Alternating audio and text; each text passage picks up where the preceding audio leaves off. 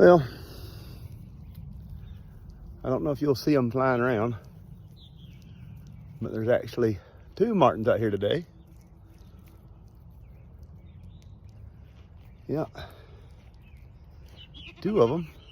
Oh, there went one.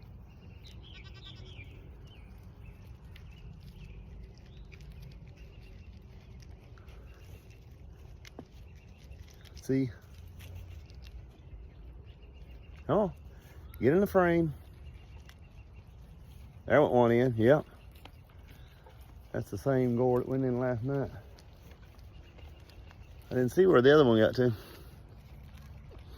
So anyhow, the martins are back here on the farm. Jeff Eubanks. Follow me for more martin advice and information.